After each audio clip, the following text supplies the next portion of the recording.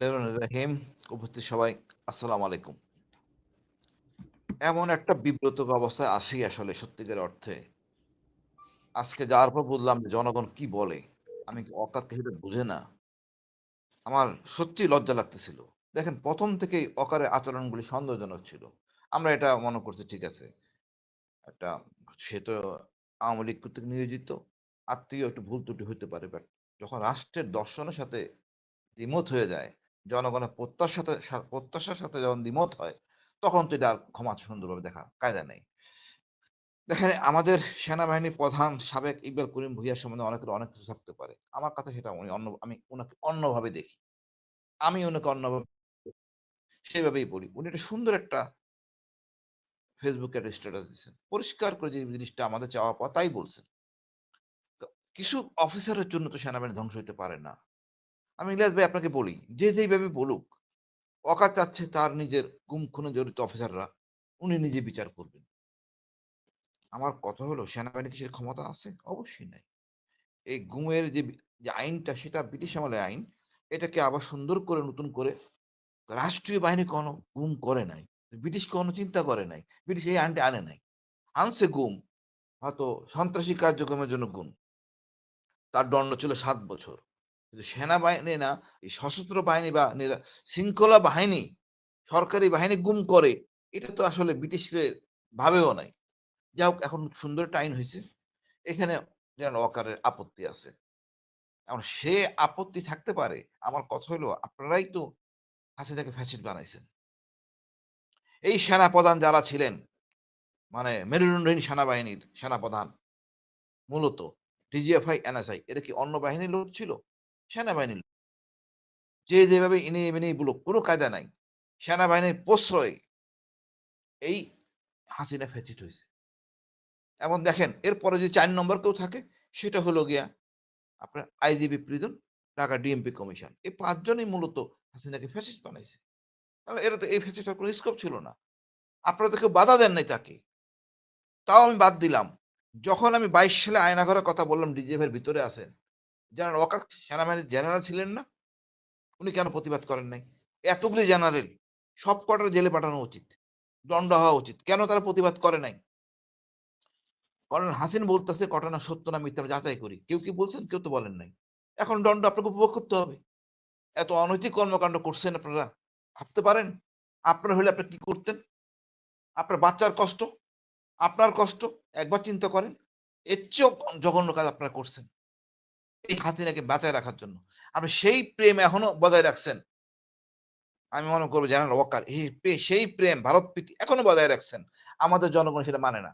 আমি হাসিন মানি না, আমাদের সাথে কেউ মানবে না। আমরা বাংলাদেশী লোক এখন ভারতের আধিপত্যমুক্ত বাংলাদেশ চাই। আমাদের দেশ হবে আমাদের মতো করে। আওয়ামী প্রেম এই দেশে চলবে না। একটা ঘটনা উনি একবার এখানে যাচ্ছেন, সেখানে যাচ্ছেন, ওই দেন দরবার। আরে তুমি ভাই সেনাবাহিনী প্রধান, তুমি থাকবা ক্যান্টনমেন্টে। আপনি চলে যাচ্ছেন ঢাকেশ্বরী মন্দিরে। ৩ বাহিনী নিয়ে প্রধান যাচ্ছেন ঢাকেশ্বরী মন্দিরে। জেনারেল জীবন কানাই দাসের নেতৃত্বে। এটা কি আমরা চাই নাকি আমার সেনাপ্রধান ঢাকেশ্বরী মন্দিরে যাবে? এটা তো কাম্য না। কোন মাদারা যাবেন তাও কাম্য না। আপনি কি রাজনীতি করতে চাচ্ছেন? আমাদের মনে আতঙ্ক জাগে এইসব বিষয়ে। তারপরে দেখেন একের পর এক বিতর্ক। আমাদের প্রমোশন বোর্ড নিয়ে একটা বোর্ড বানালো প্রজ্ঞাপন। সম্পূর্ণ তার সাথে বিতর্ক। উনি মানতে চাচ্ছেন না এই বোর্ড। এত বড় হ্যাডাম কিভাবে থাকে? ইলিয়াস ভাই আপনার মনে আছে কিনা জানি না। বিএনপির সময় একজন আইজিপি তাকে কিন্তু দণ্ড দিয়ে জাস্ট পানিশমেন্ট দেওয়া হয়েছিল ৳২,০০০ স্বপরিণতভাবে ডেকে আনা হয়েছিল। ওই ট্রাফিক সালাম দেয় নাই। তাকে কিন্তু ৳২,০০০ ফাইনের জন্য তাকে বাইরে যেতে হইছে। উনারা ভুলে দেন আইন কানুন। যেকোনো বিচারপতি ডাক দেন যদি ওয়াকারকে, জেনারেল ওয়াকারকে আসেন। কিভাবে আপনার হাসিনা বাংলাদেশ থেকে চইলা গেল? আপনাদের সশস্ত্র বাহিনীর বিমানে করে উত্তর দেন। কি উত্তর দিবেন? একজন জেনারেল সাথে গেছিল। নামায়ে দিয়া ডিজিএসএসএফ নাজ নাজমুল হ্যাঁ। নাজমুল তাকে নামায় দিয়ে চলে আইছে। মানে কত মহব্বত, প্রেম। এই প্রেম থেকে বাইরে হতে সময় লাগবে। এখন এদেরকে দেখার সময় নাই। ১ বছরে উনারা সংস্কার করতে পারেন নাই। মনের মধ্যে চেতনা চেঞ্জ করতে পারেন নাই। আমি অনুরোধ করব ইলিয়াস ভাই, উনারা সব জেনারেলরা হলি কোরআন ধরে শপথ করবেন আমরা রাষ্ট্রের জন্য থাকবো, দেশের জন্য থাকবো না। আমরা আওয়ামী লীগকে তালাক দিলাম, ভারতকে তালাক দিলাম। আমরা দেশের জন্য নিবেদিত। এছাড়া আমি এদেরকে বিশ্বাস করি না। ডক্টর ইউনূস যদি অতি উদার হন, আপনি প্রয়োজনীয় ব্যবস্থা গ্রহণ করেন। আপনার কমান্ডের সাথে চ্যালেঞ্জ করতেছেন। জেনারেল ওয়াকার আমাদের ক্ষতিগ্রস্ত প্রজ্ঞাপন নিয়ে। আপনি যদি হেডম থাকলে কিছু করেন নাহলে ছেড়ে দেন ক্ষমতা। Someone will take over. But এইভাবে তো দেশ চলতে পারে না। এখন দেখেন ভাই, এই জাতীয় পার্টি আপনার আপনার গোয়েন্দা প্রধান কথা বলছে। আজকে শাহবাগে ছিলাম। ইলিয়াস ভাই আমার লজ্জায় আমি মাথা হেট হয়ে গেছে। মানে আমরা কোন জায়গায় আছি? জনগণ ঘৃণা করতেছে। আপনি যদি বাড়াবাড়ি করে আমি মনে হয় আজকে এরপরে আগুন লাগানো হইল। জাতীয় পার্টিকে পুনর্বাসন করতে হবে কেন? কিন্তু জাতীয় বেইমান পার্টি এটা। এইটা জাতীয় বেইমান পার্টি। এটাকে কোনো প্রশ্রয় নাই। এর সাথে যারা আছে ১৪ দল সব বাতিল করতে হবে। আর যেসব জেনারেল এখন ওই ভারতপ্রীতি আছেন তাদেরকেও বাতিল করতে হবে। পরিষ্কার। আর এটা ফয়সালা করতে হবে ডক্টর ইউনূসের। আপনি কাদেরকে রাখবেন কি রাখবেন না এই জেনারেল দিয়া, এই প্রীতি ভালোবাসা দিয়ে এদের রাখা যাবে না। আপনি ইলিয়াস ভাই আপনি জানেন এই ব্রিগেডিয়ার শাম থাকতে এই একটা ব্রিগেডিয়ার মেজর সাদেক, হ্যাঁ, মেজর সাদেকের অপকর্ম। কই তাকে তো দণ্ড দিলেন না। মেজর সাদেককে পানিশমেন্ট দিছেন বা দায়িত্বহীনতার পরিচয় দিছেন ব্রিগেডিয়ার শামস। এই একটা অফিসার দীর্ঘদিন ঢাকায় আপনি জানেন না। এটা বললে হবে না তো। আমরা তো বললাম ইউ আর পার্টি টু ইট। অকারণে জড়িত না সন্দেহ আছে। একইভাবে আপনার স্টেশন কমান্ডার এই অপকর্ম করছেন, এখন ডিসমিস করছে তাকে। বাট এটা আপনাকে জানান না কেন? কেন ইলিয়াস ভাইকে এটা বলতে হইল? মানে ভাবমূর্তি কার নষ্ট হইছে? আর্মির? আগে অ্যাকশন নেন নাই কেন? কি অ্যাকশন নিছেন এই ব্রিগেডিয়ার শামসের প্রতি? আপনারা ব্রিগেডিয়ার শামস দিয়ে চালাতে চান? প্লিজ আপনারা এখানে আমাদের চাই না আমরা। জানি আপনি খুব ভালো মানুষ, দেশপ্রেমিক ভালো মানুষ। বাট আপনার ভারত প্রেমটা ছাড়তে হবে। আমাদের অনেক সংশয়, অনেক কিছু এখন আমরা সন্দেহ জাগতেছে। জানি আমরা আপনাকে দিয়ে নির্বাচন আমাদের পক্ষে সম্ভব না। লোকজন অনেক কথাই বলে। আশ্বস্ত করে নিজেও আশ্বস্ত না 111 হবে না। কিন্তু আপনার আচরণ সন্দেহজনক। আপনি লেফটেন্যান্ট জেনারেল হাফিজ কত সিনিয়র মানে চিন্তা করতে পারেন। উনি 4 শট। এদিকে উনি 13 লং কোর্স। 13 টা লং কোর্স তার উপরে আছে অনেক শর্ট কোর্স এতটা কোর্স সিনিয়র। তার সাথে না পাঙ্গা নিচ্ছেন। রাষ্ট্রের সাথে পাঙ্গা নিচ্ছেন। আপনার শক্তি কি? আমি এটা পরিষ্কার বলতে চাই ইলিয়াস ভাই। কয়েকজন জেনারেল ছাড়া ওয়াকারের সাথে বা ব্রিগেডিয়ার কয়েকজন অসৎ তার সাথে আছে। জুনিয়র অফিসাররা নাই। এবং ভুল করবেন।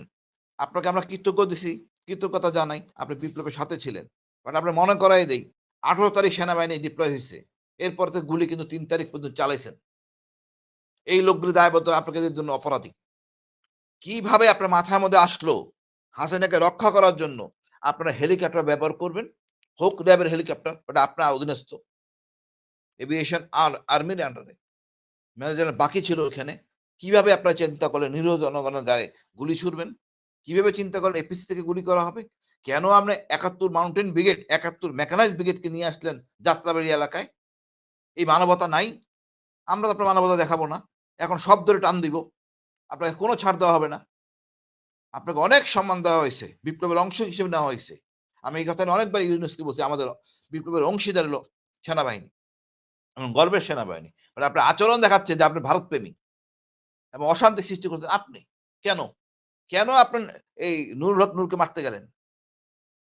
কোন খুশিতে? একবার আপনি হাসনাতের সাথে অনেক আপত্তিকর কথাবার্তা বলছেন। আমরা ভুলে গেছি। ঠিক আছে, হইতে পারে রিকভারি করবেন। আপনি রিকভারি করেন নাই। আপনি উদ্দেশ্য প্রণীত করতেছেন। আমি লজ্জিত। আমি মনে করি ডক্টর ইউনূসের উচিত কঠোর অবস্থানে যাওয়া। আর ইকবাল করিম স্যার যেটা বলছেন, পরিষ্কার বলছেন, সুন্দর বলছেন। একদম সেনাপ্রধান হিসেবে বলা উচিত। আমি লজ্জিত আসলে ইলিয়াস ভাই। আমাদের অনেক জেনারেল, একটা জেনারেল কথা বলে না। এই একমাত্র জেনারেল ইকবাল করিম ভূঁইয়া কথা বললেন। বাকি সব ঘুমাচ্ছে। উনারও দায়িত্ব আছে। উনারও টকশো আসতে পারেন, কথা বলতে পারেন। যে আসলে কি করণীয়, কি করানো উচিত না। উনারা ২ টা হেলো বলতে পারেন, অকার এটা করো না। তাও করেন না। আমি ধন্যবাদ জানাই ইকবাল করিম ভূঁইয়াকে। উনি অন্ততপক্ষে একটা সুন্দর একটা ফেসবুক স্ট্যাটাস দিয়ে উনি উনার অবস্থান পরিষ্কার করছেন। আমি এটাতে কৃতজ্ঞ। জি, কর্নেল ইলিয়াস ভাই আমার ধন্যবাদ আপনাকে ভাই। জি, কর্নেল জাকারিয়া হোসেন। মেজর